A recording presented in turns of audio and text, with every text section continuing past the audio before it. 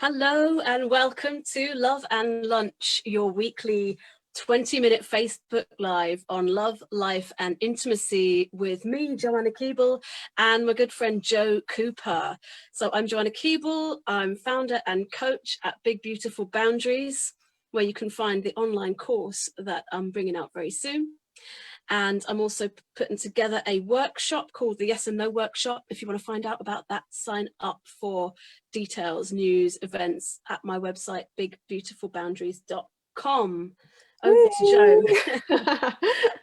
So I'm Joe Cooper. I'm a dating, sex and relationship coach, and I help women to identify what they want and learn how to ask for that, so they can have fulfilling relationships and an epic sex life. And I have an amazing Facebook group where I share lots of valuable and beautiful content. And yeah, I'm sure we'll post our groups after this live at the end of that. So yeah, that's me.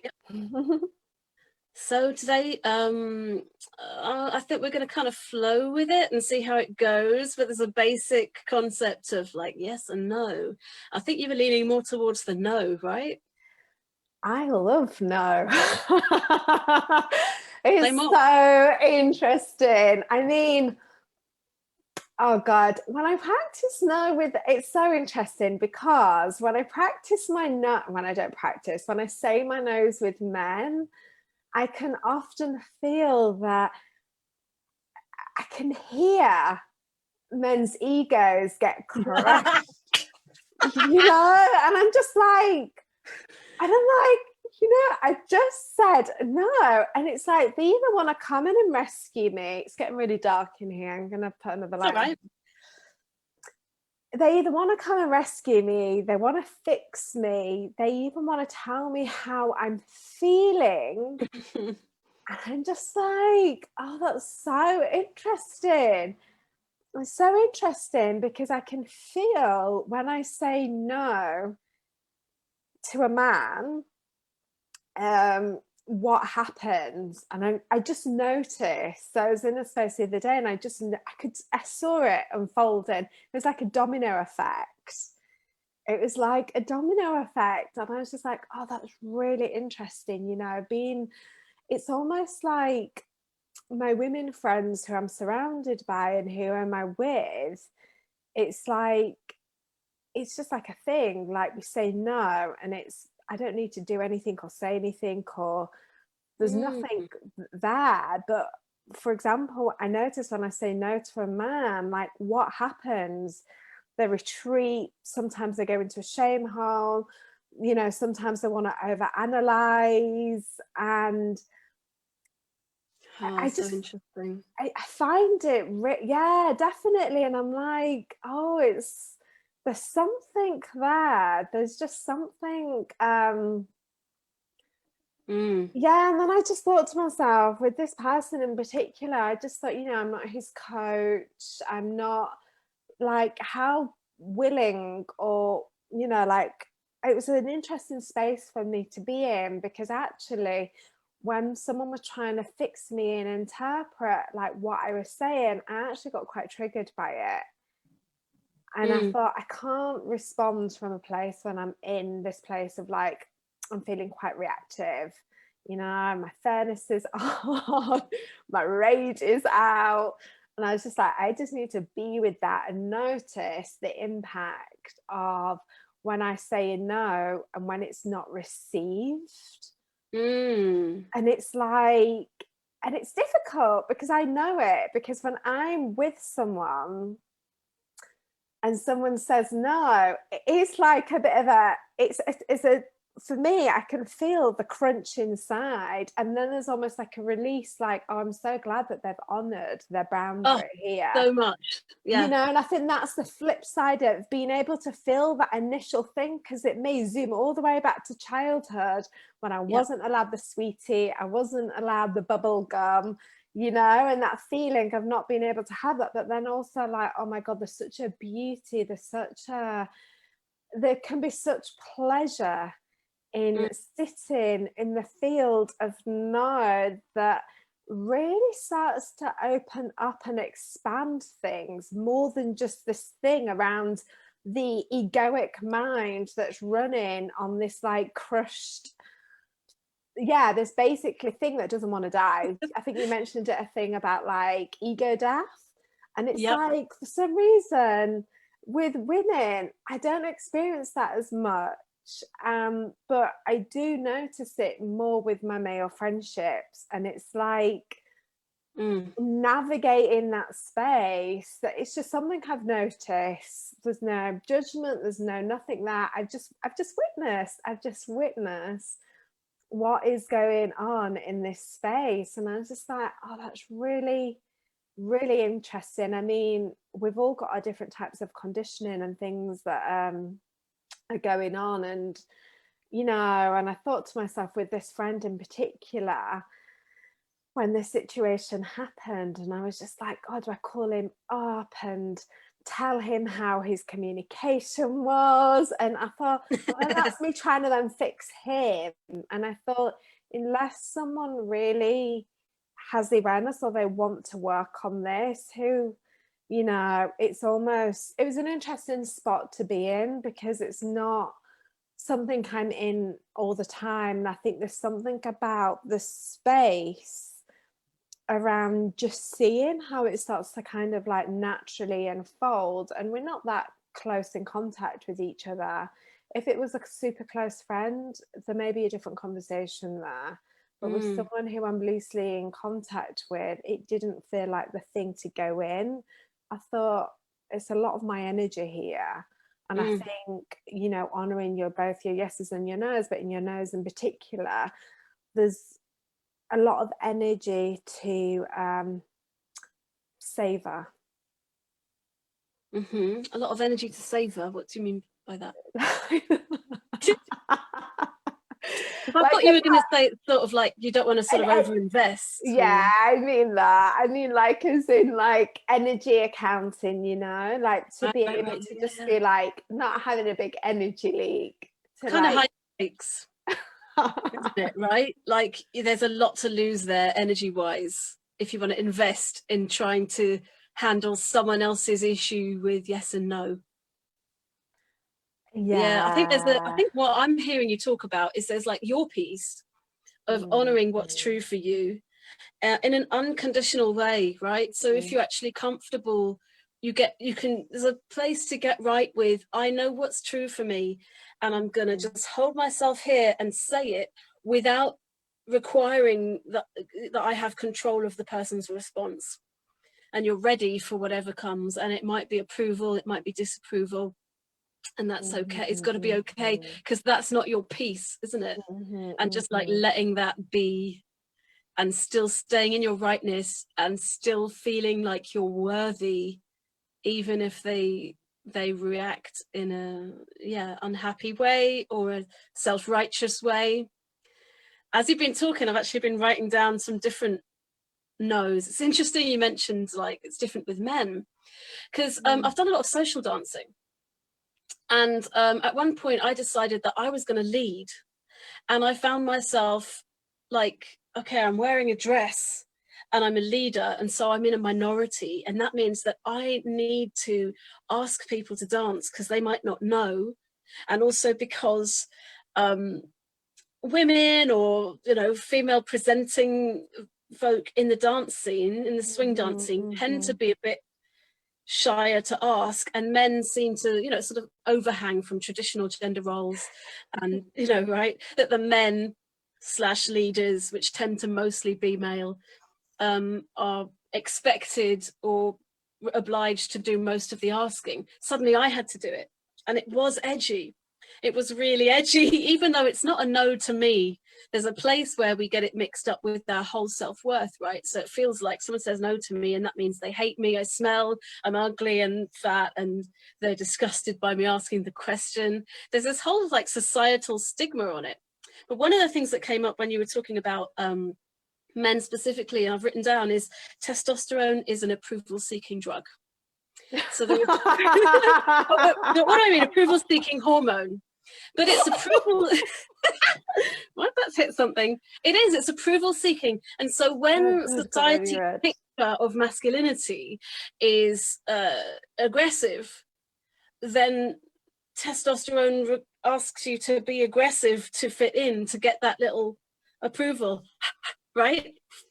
And so, but if someone gives you a no, it's like, no, I don't like what you've just said. Or often, as I said, it's no, I don't like you. That's the feeling. And so maybe that hits different if you've got higher testosterone levels. I want to tell you quickly about 3 no's that I've written down. One is someone saying to me, hey, why don't you come up and busk with us one more time? I just think it'd be really good to finish things off. Just come and busk with us. And I was like, I really don't want to. Thank you. It was a wonderful experience. I don't want to come again. And that conversation turned into, I don't know, 20 minutes, half an hour longer of him saying, I demand you explain yourself. Why didn't you just come busk with us one more time? It would be really fun. And me saying, I've got chronic fatigue and it was really high, and saying, I'm really sorry, but I can't, I'm completely exhausted. And him saying, no, you have to explain yourself to me. You have to explain. And just going and going. And it was just like, that's where that friendship ended. So demanding explanations is something that we do, which really undermines consent in a lot of ways. And the next one is a guy that I... Can I just, before you go on that thing, something that just came to me is like, there's an expectation on how a no should be. Yeah. You know, from that guy, like he may receive no's and may be able to manipulate or use some kind of other tactics as in a way to being like, you may say no, but actually I'm going to turn it into a yes. Your no is wrong. Or explain your no so I can judge whether or not it's good. Yes. Good enough. Yes. Yeah, I want to judge the validity of your consent. And it's like, you're trying to judge whether my feelings are valid, whether my consent is valid. And obviously when we extrapolate from there and take that into the bedroom, it gets really, really dangerous. So that's why that's important. So I had this lover many years ago, and we stayed in touch, and we always meant to reconnect, and we had an amazing time for the time that we were together, but it just never seemed to happen. It always seemed like he was busy working. He's in another country, and we almost arranged it so that I went to visit him, and it didn't happen. And then we were arranging it for him to come to me, and I was just sick of it. In the end, I said to him, look, it's been 6 years. What we shared was brief 6 years ago. I would love to see you. I've been consistently open to this desire. I've held this open for you. I've really let you know. I'm going to close this tab in February. So end of Feb, that's when it's gone for good. Let's make this shit happen. And again, it came to the crunch, and we almost had something, and I had to push and push and push. And I was feeling a bit devalued, like, I feel like I should just leave him alone now, but I want to be able to close this tab forever.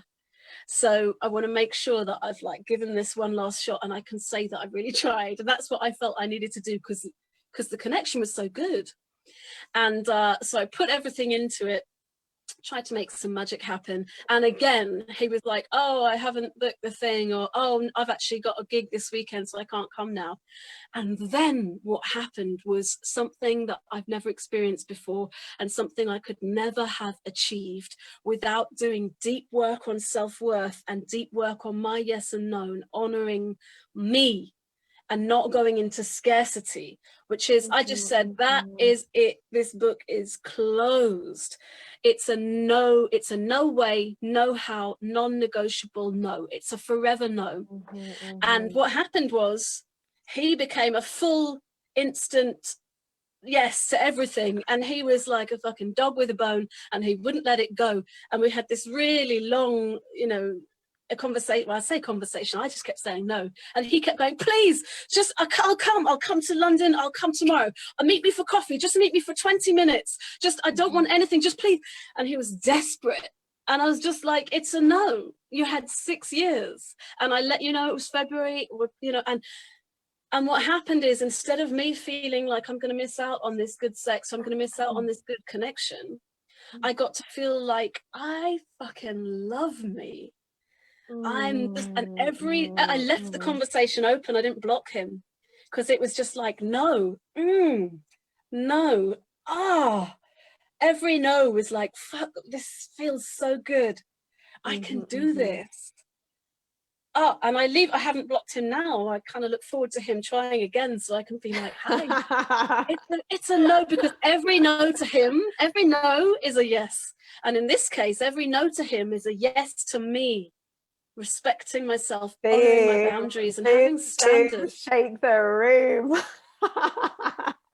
I love what you said about every no is a yes to you. And then I actually wrote something down around like, it's often we don't say no because we're in scarcity. And I think actually that's a really valid point, and especially when it comes to intimacy in the bedroom, for example. Yes. And that's why a lot of people, especially some people that I've spoken to recently, around like, well, this thing has been offered to me, so even though I'm a no, I'm going to say I'm a yes, because if I don't, I'm never really going to be able to have the thing that I do really want. But what you're doing is you're literally just settling for these crumbs, thinking you're going to get the cake, and it's the opposite.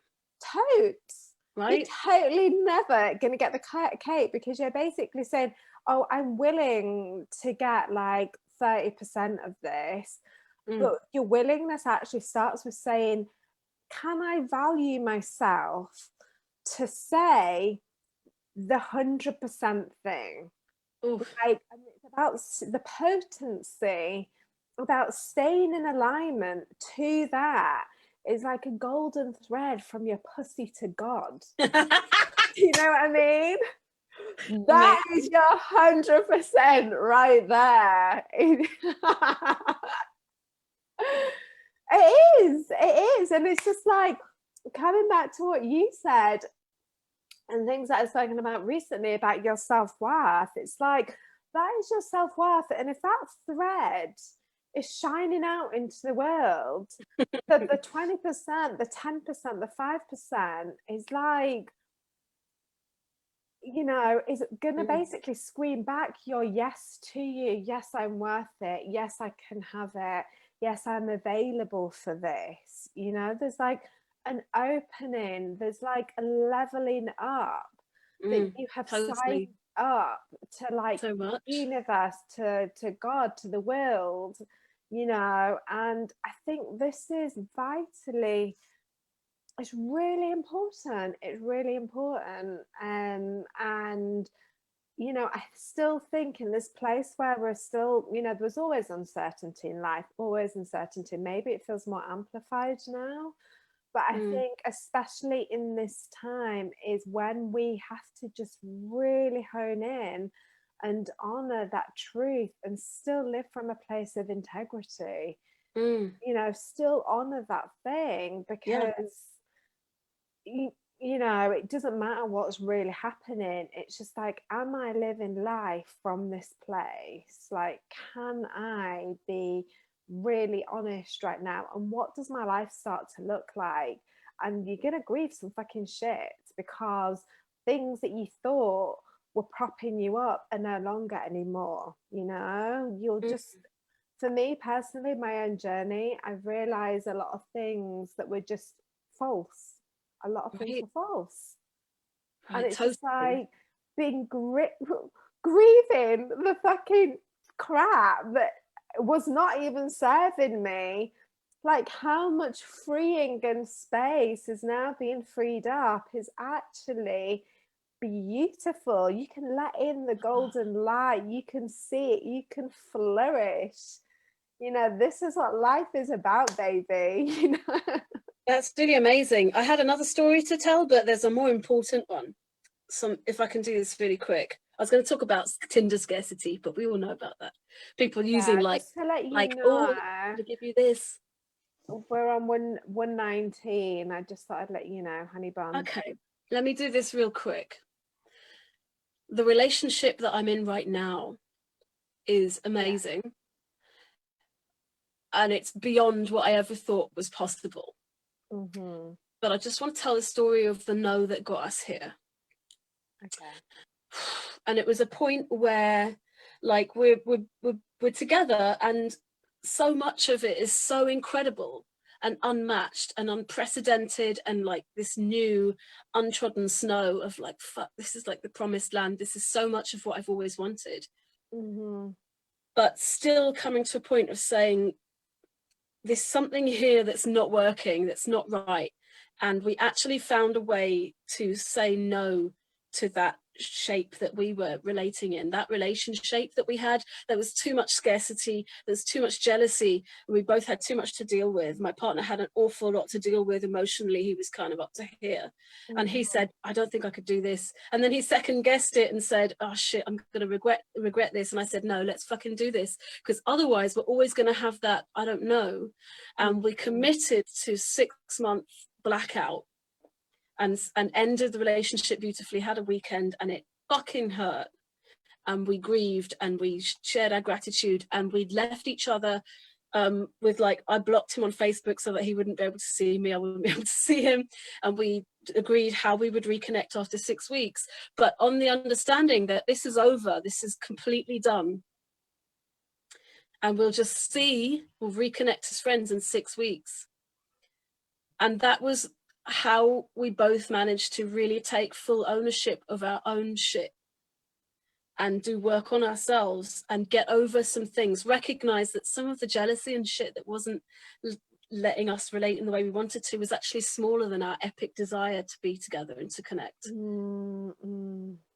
So it's like, it's not comfortable, it's not easy. Sometimes no is heartbreaking. And on the other side of that, willingness, just commitment to the healthy relating that you want, and the healthy relationship to yourself, Yeah, is everything you want, basically. yeah, beautiful, really beautiful. I love that you were both willing to let it die, because you know your self-worth, and the worth for each other was worth so much more than what was going on in that present moment.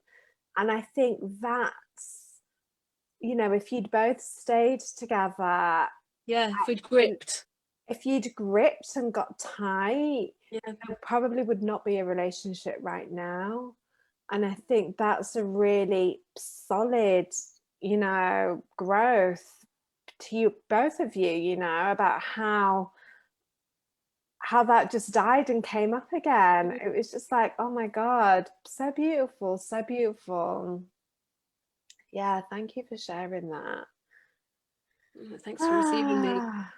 Wow, really beautiful, so inspiring, really, really inspiring. And it'd be really good to touch more upon it next week, really, about the possibility and the availability of like not gripping.